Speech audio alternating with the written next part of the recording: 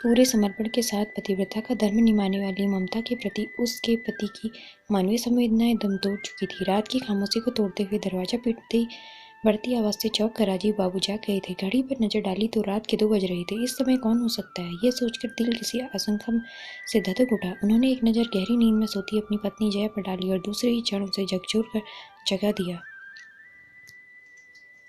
क्या हुआ, कौन है? वह हड़बड़ाकर उठकर बैठ गई। क्या हुआ यह तो मुझे भी नहीं पता, पर काफी देर से कोई हमारा दरवाजा पीट रहा है, राजीव ने स्पष्ट किया। अच्छा, पर आधी रात को कौन हो सकता है? जया ने कहा और दरवाजे के पास जाकर खड़ी हो गई। कौन है, कौन दरवाजा पीट रहा है? उसने प्रश्न किया। आंटी, मैं हूँ। यह तो महेश बाबू की बेटी मोनी का स्वर है, जया बोली और उसने दरवाजा खोल दिया। देखा तो मोनी और उसकी छोटी बहन आशी खड़ी है। क्या हुआ बेटी? जया ने चिंतित स्वर में पूछा। मेरी मम्मी के सर में चोट लगी है आंटी, बहुत खून बह रहा है, मोनी बदहवास स्वर में बोली। तुम्हारे पापा कहाँ हैं? पता नहीं आंटी, मम्मी को मारने पीटने के बाद कहीं चले गए। मोनी सुबह उठी। जया दोनों बच्चों का हाथ थामे सामने के फ्लैट में चली गई। वहां का दृश्य देखकर तो उसके होश उड़ गए। उसकी पड़ोसी ममता खून में लथपथ बेसुध पड़ी थी। वह उल्टे पांव लगभग दौड़ते हुए अपने घर पहुंची और पति से बोली, राजीव, ममता बेहोश पड़ी है, सिर से खून बह रहा है। लगता है उसके पति राजीव ने सिर फाड़ दिया है। बच्चियां रो रो कर बेहाल हुई जा रही थी। तो कहो न उसके पति से कि वह अस्पताल ले जाए। हम कब से उस पड़ोसियों के झमेले में पड़ते रहेंगे। वह घर में नहीं है। क्या घर में नहीं है? पत्नी को मारने के लिए छोड़ कर आधी रात को कहाँ भाग कर चला गया डरपोक। मुझे क्या पता, पर जल्दी कुछ करो, नहीं तो ममता मर जाएगी। तुम ही बताओ, आधी रात को बच्चों को अकेले छोड़कर कहाँ जाए। राजीव खींच उठा। तुम्हें कहीं जाने की जरूरत नहीं है, बस जल्दी से फोन करके एम्बुलेंस बुला लो। तब तक मैं रमा बहन को जगाकर बच्चों के पास रहने की उनसे विनती करता हूँ। इतना कहकर जया पड़ोसिन रमा के दरवाजे पर दस्तक देने चली गई और राजीव बेमन से फोन कर एम्बुलेंस बुलाने की कोशिश करने लगा। रमा सुनते ही दौड़ी आई और दोनों पड़ोसियों मिलकर ममता के बहते खून को रोकने की कोशिश करने लगी। एम्बुलेंस आते ही बच्चों को रमा की देखरेख में छोड़कर राजीव और जया ममता को लेकर अस्पताल चले गए। इस बेचारे की ऐसी दशा किसने की है? कैसे इसका सर फट गया? आपातकालीन कक्ष की नर्स ने ममता को देखते ही प्रश्नों की झड़ी लगा दी। मिस्टर, यह समय इन बातों को जानने का नहीं है, आप तुरंत इनकी चिकित्सा शुरू कर दीजिए। ये तो पुलिस केस है, आप इन्हें सरकारी अस्पताल ले जाइए। नर्स पर ममता की गंभीर दशा का कोई प्रभाव नहीं पड़ा। राजीव नर्स के साथ बहस करने के बजाय मरीज को सरकारी अस्पताल लेकर चल पड़े। ममता को अस्पताल में दाखिल करने की गहन चिकित्सा कक्ष में ले जाया गया। कक्ष के बाहर बैठे राजीव और जया ममता के होश में आने की प्रतीक्षा करने लगी। बहुत देर से खुद पर नियंत्रण रखती जया अचानक फूट फूट कर रो पड़ी। झिलमिलाते आंसुओं के बीच पिछले कुछ समय की घटनाएं उसके दिलो दिमाग पर हथौड़े जैसी चोट कर रही थी। कुछ बातें तो उसके स्मृति पटल पर आज भी ज्यों की त्यों अंकित थी। उस रात कुछ चीखने की चिल्लाने के स्वर सुनकर जया चौंक कर उठ बैठी थी। कुछ देर ध्यान से सुनने के बाद उसकी समझ में आया था कि जो कुछ उसने सुना वह कोई स्वप्न नहीं बल्कि हकीकत थी। चीखने चिल्लाने के स्वर लगातार पड़ोस से आ रहे थे। अवश्य ही कहीं कोई मारपीट पर उतर आया था। जया के पास सोते राजीव पर एक नज़र डाली। क्या गहरी नींद है। एक बार सोचा कि राजीव को जगा दे, पर उसकी गहरी नींद देखकर साहस नहीं हुआ था। वह करवट बदलकर खुद भी सोने का उपक्रम करने लगी, पर चीखने चिल्लाने के पूर्ववत आते स्वर उसे परेशान करते रहे। जया सुबह उठी तो सिर पर भारी था। क्या हो गया था? सुबह के 7 बजे हैं, अब सोकर उठी हो। आज बच्चों की छुट्टी है क्या? राजीव ने चाय की प्याली थामे कमरे में प्रवेश किया था। पता नहीं क्या हुआ है जो सुबह सिरदर्द से फटा जा रहा है। चाय पीकर कुछ देर सो जाओ, जगह बदल गई है, इसलिए शायद रात में ठीक से नींद न आई हो।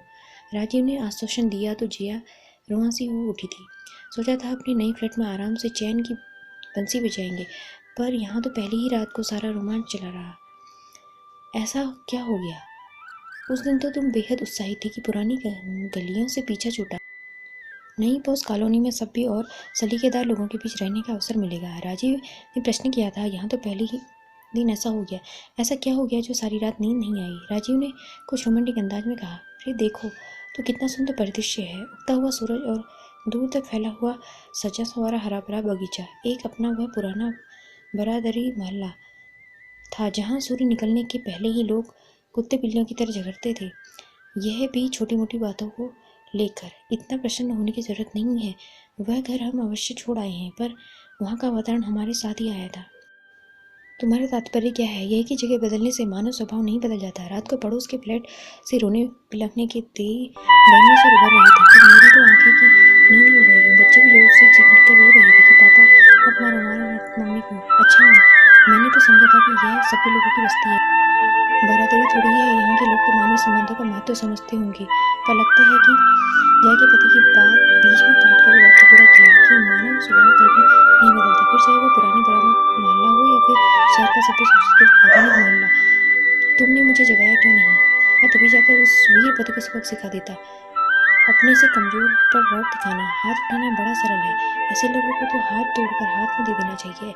देखो बरादरी की बात अलग थी, यहाँ हम नहीं आए हैं, हम क्यों व्यर्थ में दूसरों के फटे में पांव डालें।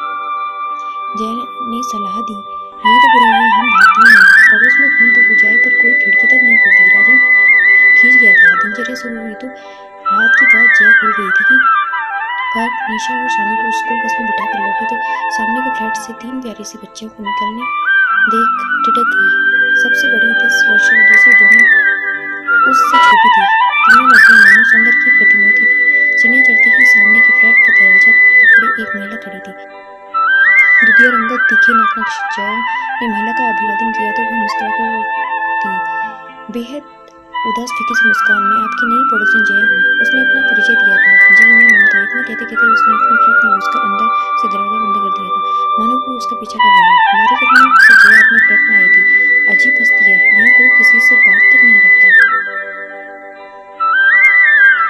इससे तो अपनी पुरानी बरादरी अच्छी थी कि लोग आते जाते हालचाल तो पूछ लेते थे। दाल चावल बीनते, सब्जी काटते पड़ोसी बालकनी में भी छत पर खड़ी हो सुख दुख की बातें तो कर लेती थी और मन हल्का हो जाता था। पर इस नए परिवेश में तो 2 मीठे बोल सुनने का मन तरस जाता है। यही क्रम जब हर 2-3 दिन पर दोहराया जाने लगा तो जय का जीना दुर्भर हो गया। बरादरी में तो ऐसा कुछ होना पर पड़ोसी मिलकर बात को सुलझाने का प्रयत्न करते थे, पर यहाँ तो राजीव ने साफ कह दिया था कि वह इस झमेले में नहीं पड़ने वाला, और वह कानों में रुई के फाहे लगाकर चैन की नींद सोता था। पड़ोसियों के पचड़ों में न पड़ने के अपने फैसले पर राजीव भी अधिक दिनों तक टिक नहीं पाया। हुआ यूं कि कार्यालय से लौटते समय अपने फ्लैट के ठीक सामने वाले फ्लैट की पड़ोसी महेश द्वारा अपनी पत्नी पर लात घूंसों की बरसात को राजीव सह नहीं सका। उसने लपक कर उसका गिरेबान पकड़ा था। मैं तो आपको सज्जन इंसान समझता था, पर आपका व्यवहार तो जानवरों से भी गैर गुजर निकला। राजीव ने पड़ोसन की बाह इस प्रकार मोड़ी कि वह दर्द से कराह उठा था। राजीव ने जैसे ही महेश का हाथ छोड़ा वह शेर हो गया। आप होते कौन है हमारे व्यक्तिगत मामलों में दखल देने वाले? मेरी पत्नी है वह, मेरी इच्छा है मैं उससे कैसा भी व्यवहार करूं। लानत है तुम्हारे पति होने पर जो मारपीट को ही अपने कर्तव्य की इतिश्री समझ लेते हो। दांत पीसते हुए राजीव पड़ोसी की ओर बढ़ा, पर दूसरी क्षण ममता हाथ छोड़कर गिड़गिड़ाने लगी थी, भाई साहब मैं आपके हाथ छोड़ती हूँ, आप हमारे बीच पड़कर नई मुसीबत न खड़ी करें। राजीव को झटका सा लगा था। दूसरी ओर अपने फ्लैट का द्वार खोले जया खड़ी थी। ममता पर एक पैनी नजर डालकर राजीव अपने फ्लैट की ओर मुड़ गया था। जया उसके पीछे आई थी। वह जया पर ही बरस पड़ा था। कोई जरूरत नहीं है ऐसे पड़ोसियों को सहानुभूति रखने की, अपने काम से काम रखो। पड़ोस में कोई मरे या जिए, नहीं सहन होता तो दरवाजे खिड़कियां बंद कर लो, कानों में रुई डाल लो और चैन की नींद सो जाओ। जया राजीव की बात भली प्रकार समझती थी। उसका क्रोध सही था, पर चुप रहने के अलावा किया भी क्या जा सकता था। धीरे धीरे जया और ममता के बीच मित्रता पनपने लगी थी। क्या है ममता, ऐसे भी कोई अत्याचार सहता है क्या? सिर पर गुलंबा पड़ा है, आंखों के नीचे नील पड़े हैं, जगह जगह चोट के निशान है, तुम कुछ करती क्यों नहीं? एक दिन जया ने पूछ ही लिया था, क्या करोगी तुम ही बताओ। मेरे पिता और भाइयों ने साम दाम दंड भेद सभी का प्रयोग किया, पर कुछ नहीं हुआ। आखिर उन्होंने मुझे मेरे हाल पर छोड़ दिया। मुझे तो लगता था एक दिन ऐसे ही मेरा अंत हो जाएगा। क्या कह रही हो? इस आधुनिक युग में भी औरतों की ऐसी दुर्दशा। मुझे तो तुम्हारी बातें आदिम युग की जान पड़ती है। समय भले ही बदला हो दीदी, पर समाज नहीं बदला। जिस समाज में सीता द्रौपदी जैसी महारानियों की भी घोर अवमानना हुई हो, वह मेरी जैसी साधारण औरत किस खेत की मूली है। मैं नहीं मानती पति पत्नी एक दूसरे का सम्मान न करें तो दाम्पत्य का अर्थ ही क्या है। हमारे समाज में यह संबंध स्वामी और सेवक का है। ममता बोली थी, बहस में तो तुमसे कोई जीत ही नहीं सकता। इतनी अच्छी बातें करती हो तुम, पर महेश को समझाती क्यों नहीं? जय मुस्कुराती थी। समझाया इंसान को जाता है, हैवान को नहीं। ममता की आंखें डबडबा आई और गला भर आया था। जया गहन चिकित्सा कक्ष के बाहर बेंच पर बैठी थी कि चौंक कर उठ खड़ी हुई। अचानक ही वर्तमान में लौट आई। मरीज को होश आ गया है, सामने खड़ी नर्स कह रही थी। आप चाहे तो मरीज से मिल सकती हैं। जया को देखते ही ममता की आंखों से आंसू की धारा बह चली। मैं घर चलता हूँ, कल शाम पर भी जाना है, राजीव ने कहा। भाई साहब अब भी नाराज है क्या? कोई भूल हो गई हो तो क्षमा कर दीजिए। इस अभागिन को। ममता का स्वर बेहद धीमा था, मानो कहीं दूर से आ रहा हो। गांधीनगर में मेरी बहन रहती है, उसे आप फोन कर दीजिएगा। इतना कहकर ममता ने फोन नंबर दिया, पर वह चिंतित थी कि न जाने कब तक अस्पताल में रहना पड़ेगा। राजीव घर पहुंचा तो महेश वापस आ चुका था। उसे देखकर बाहर निकल आया था। ममता कहाँ है? उसने प्रश्न किया। कौन ममता? मैं किसी ममता को नहीं जानता। राजीव तीखे स्वर में बोला। देखो, सीधे से बता दो, नहीं तो मैं पुलिस को सूचित करूंगा। महेश ने धमकी दी। उसकी चिंता मत करो, पुलिस खुद तुम्हें ढूंढती आ रही होगी। वैसे तुम्हारी पतिव्रता पत्नी ने तो तुम्हारे विरोध में कुछ कहेगी नहीं, पर हम तुम्हें छोड़ेंगे नहीं। राजीव का क्रोध हर पल बढ़ता जा रहा था। तभी राजीव ने देखा कि उस माउंट अपार्टमेंट के फ्लैटों के दरवाजे एक एक कर खुल रहे थे और उनमें से रहने वाले लोग मुठ्ठियां ताने महेश की ओर बढ़ने लगे थे। इस राक्षस को सबक हम सिखाएंगे। वे चीख रहे थे। राजीव के होठों पर मुस्कान खिल गई। इस सभ्य सुसंस्कृत लोगों की बस्ती में भी मानवीय संवेदना भी पूरी तरह मरी नहीं है। उसे ममता और उनकी बच्चियों के भविष्य के लिए आशा की नई किरण नजर आई। उधर महेश वहां से भागने की राह न पाकर हाथ जोड़े सबसे दया की भीख मांग रहा था।